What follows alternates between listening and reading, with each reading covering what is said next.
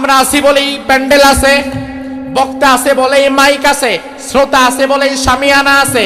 বক্তা নাই, শ্রোতা নাই, কেউ নাই, মাইকও নাই, লাইটও নাই, প্যান্ডেলও নাই। ঠিক একই ভাবে ইমানদার আছে বলেই দুনিয়া টিকে আছে।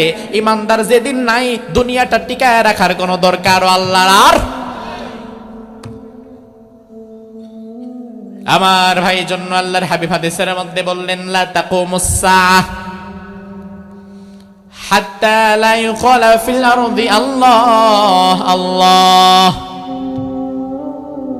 যতদিন জমিনে আল্লাহকে আল্লাহ বলে ডাকতে পারে এমন একজন ইমানদার থাকবে, ওই আল্লাহকে আল্লাহ বলে ডাক দেওয়ার মতো একজন ইমানদার থাকলেও আল্লাহ তাআলা কিয়ামত দিবে না।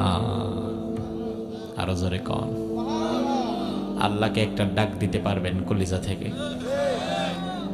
কলিজা থেকে আল্লাহকে একটা ডাক দেন তো আল্লাহ। কলিজার ভেতর থেকে আল্লাহকে একটা ডাক দেন আল্লাহ।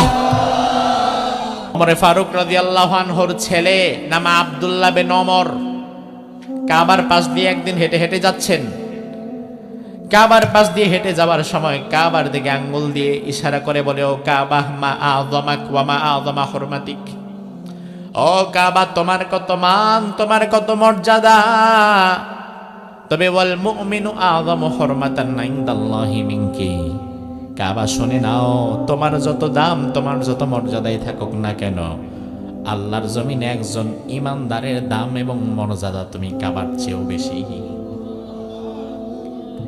কথাটা শুনলে একটু অন্যরকম লাগে, কিরে ইমানদারের দাম কাবার চেয়ে বেশি?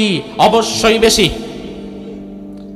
তার কারণ ইমানদার আছে বলেই দুনিয়া টিকে আছে, আর দুনিয়া টিকে আছে বলেই কাবাও টিকে আছে। ইমানদার যেদিন নাই সেদিন দুনিয়াও নাই, দুনিয়া যেদিন নাই সেদিন কাবাও নাই। তাহলে একজন সাচ্চা ইমানদারের দাম কাবার চাইতেও কম না বেশি?